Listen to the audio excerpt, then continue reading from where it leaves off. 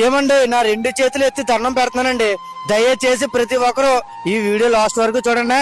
మన తుని పక్కనే సిహెచ్ అగ్రహారం అని చెప్పేసి ఒక చిన్న విలేజ్ లో అయితే ఒక పేద కుటుంబంది గ్యాస్ బండ పేలి ఆ ఇల్లు మొత్తం సర్వనాశనం అయిపోయిందండి.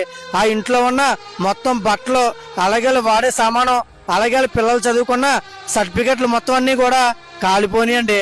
ఈ ప్రాబ్లం మీ ప్రాబ్లం అనుకొని ప్రతి ఒక్కరికి షేర్ చేయండి. ఈ చెల్లమ్మ ఎంత బాధపడుతుందో మీరే చూడండి. హై ఫ్రెండ్స్, ఇక్కడైతే ఇల్లు కాలిపోయి కట్టుబట్టలతో బయట అయితే ఉన్నారు. చాలా చాలా పెద్ద ప్రాబ్లం ఇదైతే. ఒకసారి ఈ వీడియో మాత్రం స్కిప్ చేయకుండా ఫుల్ గా చూడండి. వాళ్ళ మాటలోనే విందాం అసలు ఎలా కాలిపోయింది ఏంటి, వీళ్ళకి ఏం కావాలి. బండ కాస్త వెళ్ళిపోయి మా ఇల్లు మొత్తం కాలిపోయిందండి. మా సర్వస్ మొత్తం కోల్పోయామండి. కట్టుబట్టలు తప్ప మాకేమీ లేదు. తినడానికి అది కానీ ఏమీ లేదండి. ఉండడానికి ఇల్లు లేదు. వాళ్ళ ఇంటికాడ తిరుగుతుంటే అయ్యింది మా ఇంటి ఏదో ఉండడానికి చిన్న ఇల్లు గంటకి ఇస్తారని కోరుకుంటున్నామండి. మా సర్వస్ మొత్తం కోల్పోయామండి. మా తండ్రికి 4 ఆడపిల్లలు వెంట మేము నలుగురిని పెంచి పోషించి కష్టపడి పెంచారండి. మమ్మల్ని చెల్లిని డిఎస్సీ చదివిస్తున్నాను. చెల్లి సర్టిఫికెట్లు కూడా మొత్తం కాలిపోయినాయి. మీరే మీ అందరూ దయచి నాకు ఏదో సాయం చేస్తారని కోరుకున్నానండి. మా వండడానికి ఇల్లు సహకరిస్తారమ్మని కోరుకుంటున్నాను. పాపం చూశారు కదండి.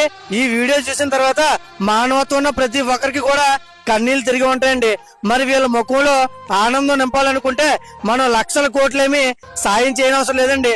మీకున్నంతలోనే కొద్దిగా ఈ ఫోన్ పే నంబర్ కానీ ఈ స్కానర్ కానీ ఎంతో కొంత సహాయం చేస్తే తిరిగి మళ్ళీ వాళ్ళ ముఖంలో మన పట్రాని ఆనందాన్ని అయితే చూడొచ్చండి. ఈ వీడియోని మీరు సహాయం చేయకపోయినా పర్లేదండి, 10 మందికి అయితే ఖచ్చితంగా షేర్ చేయండి.